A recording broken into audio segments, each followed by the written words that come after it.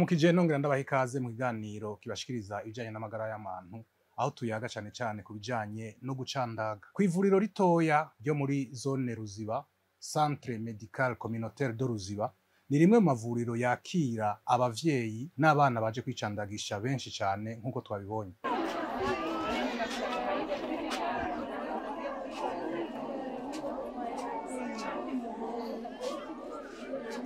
Naho biruko Niyuhire Mireille arongoye iryo vuriro aremeza yuko gucandaga abavyeyi n'ibibondo bigenda neza. Kuri iri vuriro rya Centre Ruziba, igikorwa co gucandaga abana batarakwiza imyaka 5 kigenda neza.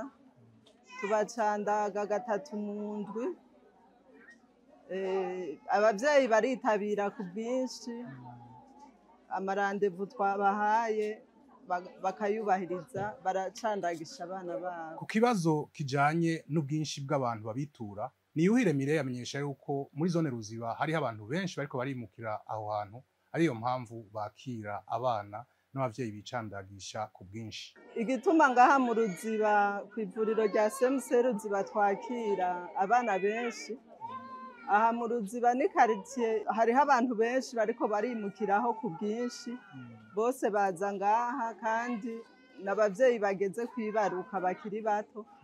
Ikindi naco aho hakurya mu Kabezi mu Gakungwe naho nyene hari amakaritiye mashasha bariko barimukira ku bwinshi, nta vuriro bafise baca baza ngaha.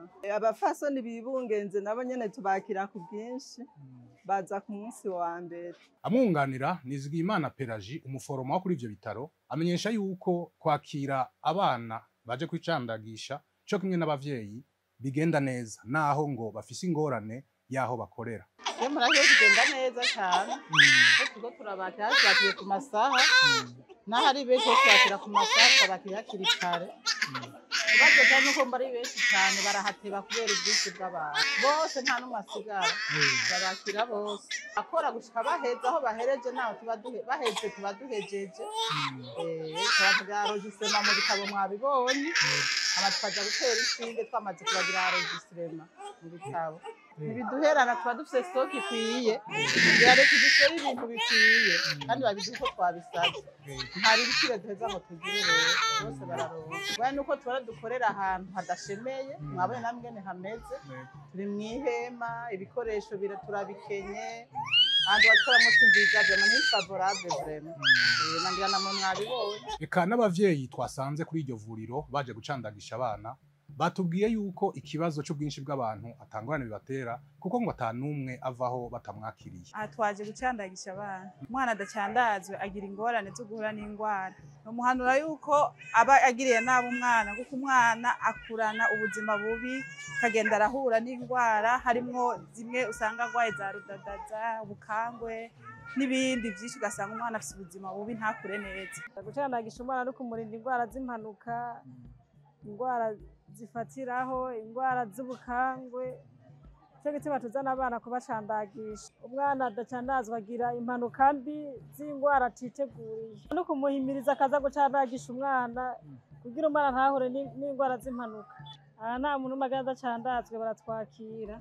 Muri zone Ruziba ya komine Mugere mu ntara ya Bujumbura yagutse, igikorwa co gucandaga abana n'abavyeyi bibungenze ngo kigenda neza cane, kandi ngo abajejwe intwaro babifisemwo uruhara rudasanzwe, nk'uko vyemezwa na Niyonkuru Alexis, n'umuhanuzi ajejwe ivy'amagara y'abantu w'utwara zone Ruziba. Mu vy'ukuri nk'uko bisanzwe tubifisemo uruhara runini cyane, kubera ko igisata cacu c'amagara y'abantu kizakurikirana communauté abenegihugu bose uko babayeho mu mibereho, hama na cane cane ikijanye no gucandaga abavyeyi bibungenze cyangwa abana. Ni vyiza ko dusansibiriza abenegihugu kugira ngo bashobore gucandagisha abana baze gukura bafise amagara meza mu gihe baba barafashe inca cyose bakaziheza.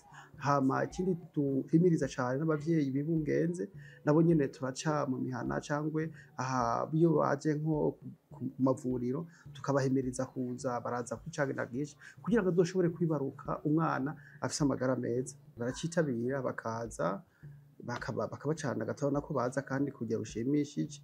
Ego keretse yuko gusa hariho rimwe usanga duhura n'ikibazo kijanye n'incanco ico kintu sinoreka kugenda kivuze barashobora kuza bagasanga incanco zabuze cyangwa nizabonetse bitewe n'amaribitire ariko aribonekeza muri iyi minsi bivanye n'ubukene bw'imiti uriko uraboneka naco gituma rero turiko turagerageza gusaba leta cyangwa ubushikiranganje bujejwe kugira ngo iyo miti iboneke bantu bose ntazogire ubuzu hava asigara inyuma adacandajwe kubera ko habuze izo ncanco wiciye amatwi ico gihe turakurikirana tukabona ko hariho nimba yamaze gutonda rimwe ku kiringo bamuhatiza kugarukirako ntagaruke ico gihe turagerageza gukorana n'abaremesha kiyago tukabatuma kugira ngo baze kugera kuri wa muntu kubera ko baremesha kiyago turafise ku maserire baca tumurondeza bakagenda bakamushikira kugira ngo incaco zose azozikurikize nazogira igihe cyo kwibaruka atakwije incanco nuko tubikora kugira ngo umuntu wese akwize incaco ntazagire riske mu nyuma uwatonze wese agenda yatunganirijwe ko turafise masse y'abantu benshi gose ngaha bivanye na population dufise ngaha uratu dufise ikaritiye zishika 5 muri zone Ruziba urumva nico gituma usanga abantu ari benshi ariko abatonze bose mu by'ukuri baratunganirizwa kandi bikagenda neza cyane atakibazo kibaye. Mu gikorwa cyo gucandaga abavyeyi n'ibibondo abakozi b'Imana bafisemwo uruhara ntangere nk'uko vyemezwa na padiri mukuru wa paruwase Kanyosha Ferdinand Uwimana aho amenyesha yuko muri Eklezia Gatolika mu gihe bariko baratanga inyigisho kubagiye kubakana bababwira yuko bazokwitaho amagara y'ibibondo harimwo kubacandagisha. Vyerekeye gucandaga twobishira umugwi wagutse ukwitwararika amagara y'abantu. Eklezia rero irafasha cyane muri ico gisata, yafise amavuriro atari make twakira abo bavyeyi twakira abo bana. Aha mu Kanyosha turafise ivuriro ry'ababikira ryakira abo bana bakaronka incanco zitandukanye zakira abavyeyi ego. Ariko kubituraba cane cane nuko duha dutegura inyigisho ubwa mbere duhereye ku bageni.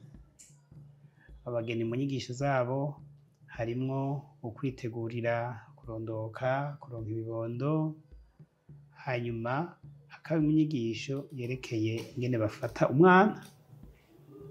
umwana tukabigisha yuko ari ingabire y'Imana tangwa n'Imana, ari ingabire rero ibwirizwa kwitwararikwa kuko mu Kirundi babivuga ko umwana ariko atabona bose. Hanyuma abo bana rero mu kwitwararika indero yabo ko ariho dushimikira uko tuba tugategura kazoza k'igihugu kazoza k'Eklezia.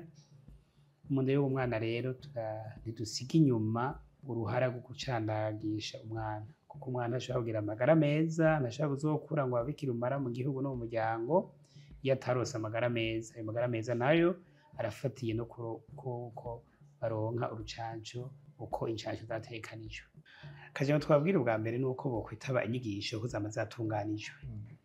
Turetse abo bageni ariko navuga n'abavyeyi basanzwe bubatse twama twatunganije inyigisho zo kuyaga ivyerekeye by'urugo kandi kuyaga ivyerekeye indero y'abana tukashira mu migwi. Abavyeyi tuza guhera ku bavyeyi bafise abana kuva ku ruyoya gushika imyaka 6 tukababwira muri ico gihe ingene bofata umwana, hanyuma kuva ku myaka 6 gushika bageze muri twita abayabaga adolescence. Hanyuma kandi tugatuma ko abavyeyi bafise abana bakuze bamaze kurenga muri ivyo bigero bamaze gushika mu bigero. Ivyo byose kwari kugira ngo ubukristo bujane n'imibano y'abantu kuko abakristo baraza kwisenga bagasenga mugabo bahise mu mihana naho barafise ingene babayeho. None rero hasanzwe hariho umugwi muri paruwase ujejwe ivyingo n'imiryango ukaba rero bifata mu ntoke n'abantu twarungitse kuvyitegurira babizi neza bagaheza rero bagafasha iyindi miryango haba abo bitegura gushinga urugo haba bafise abana haba kuva ku bana ingene bagenda barakurikirana. Ivyo byose rero none rero kubakaje gutera kamo kugira ngo ntihagire n'umwe avyirengagiza. Botegera yuko ijambo ry'Imana rutegereza kubaha ubuzima bw'umuntu ko ubuzima bw'umuntu utangwa n'Imana. Umwana nikatabona bose. None rero abavyeyi bahezagiwe bakaronka ikibondo kiba vyiza ko bacitwararika. Tubibutse yuko gucandaga ari igikorwa c'igihugu gishirwa mu ngiro n'ubushikiranganje bw'amagara y'abantu bubicishije mu mugambi wa leta wo gucandaga PEV.